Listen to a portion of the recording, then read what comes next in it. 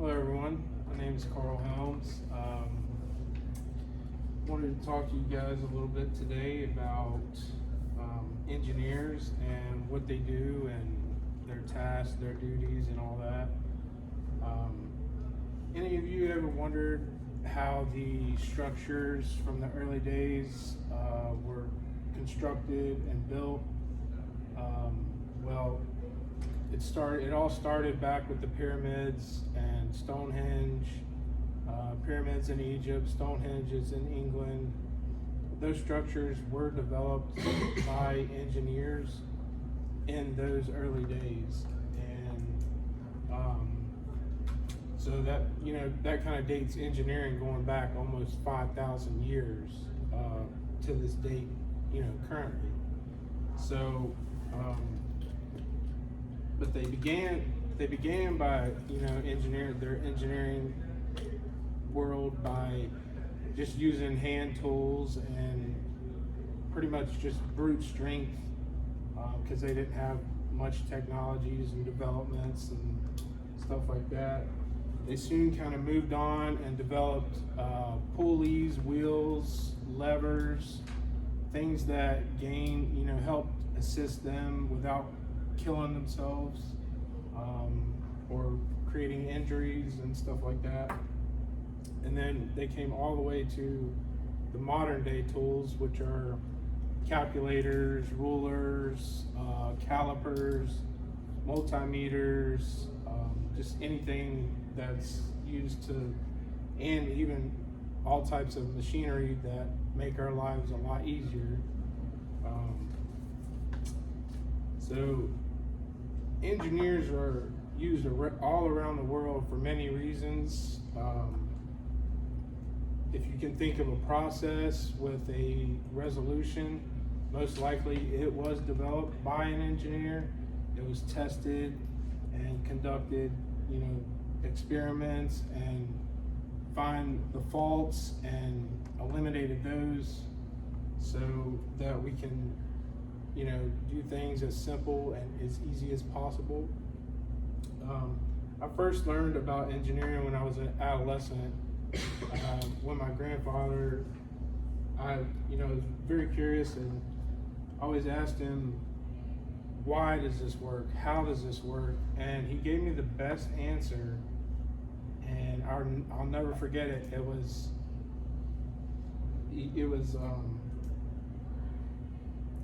what do engineers do? And basically and then he explained to me what they did, and that's kind of what grew my strength and pursuing what that is and finding out. I also talked to a couple of people that I know that are civil engineers over the years, and just kind of asked for guidance and, hey, what do y'all actually do in the field versus being in an office. So they kind of told me the things they did, which were things I'm kind of describing. And I actually went with a couple of the guys on a shadowing thing, just kind of hang behind and observe them pretty much for the whole day, and gained a lot of knowledge out of it. So, but there's a wide range of knowledge, design, plan, test, and methods that are safe and efficient in a healthy way, that were formed by engineers, that make our lives easier in many ways. While there's four main engineer professions, but there's four different types of engineers, but they all share similar characteristics and responsibilities within each as a group, but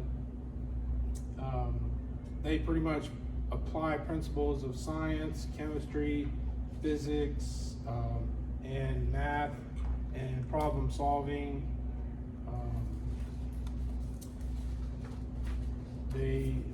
As I said before, there's four main types of engineers. There's chemical engineers, which they mainly deal with processing, like producing chemicals in a safe way and using them on a job site. Then you have civil engineers, which is what I want to do, which is you're pretty much on site half the time, and then you're in the office half the time, you know, doing your calculations and your research and your tests. But it's you know, split 50-50 office and on-site, you know. And then you have electrical engineers, which they're pretty much responsible for networking, anything that runs from electrical, like power supplies, units like that, power generations, even communication systems. And then the final engineer type would be mechanical engineering, and they're responsible for finding out how moving parts can assist with, you know, making things easier, such as motors, and anything with wheels or gears, anything that keeps, you know, things turning like that. Let's see, engineers conduct a thorough assessment of a workplace by identifying like potential hazards or flaws with something. They take proactive safety measures in the prevention of accidents that might occur, injuries. They take, you know, safety is, you know, almost the #1 priority for them. So, you know, like I said, they identify potential hazards and eliminate them in safer ways. This helps the workplace accidents and injuries, and, you know, makes everything a safer place to work in. Of course, nobody wants to get hurt. Engineers, they also impact the growth around the whole world in many ways. They help develop like infrastructures that we rely on, such as roads, forms of transportation, you name it.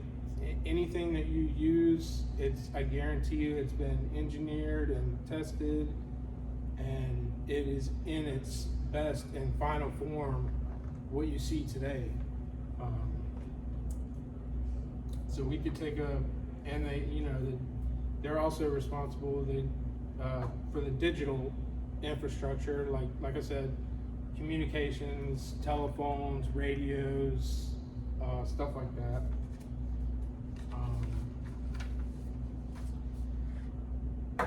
They also collaborate and have global partnerships around the world.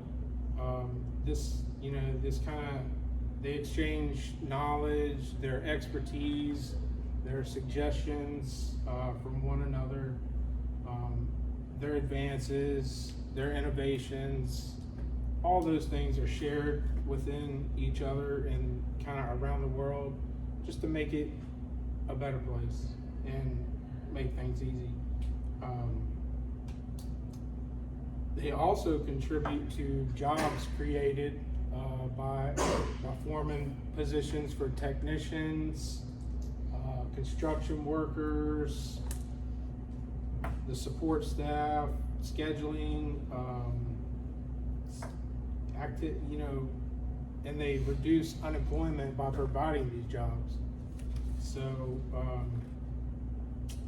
engineering is also responsible for contributing many things that make life more enjoyable, like everyday functions of possibly like riding a roller coaster, going to an amusement park,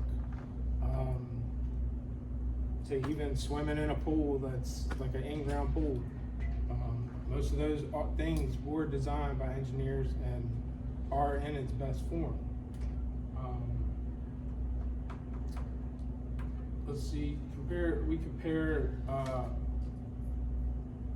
technical functions to its potential success with those things. But in conclusion, wanted to say that engineers are the framework and the structure behind most aspects in our life that enable us to work and enjoy life without worrying, will this work, and how will it work, and all that.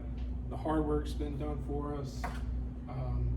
Also demonstrated the responsibilities and the things that you use and the impact of the economic growth it has on. But engineers have been around for over 5,000 years and will continue to be around and pretty much until the end of time. But thank you very much.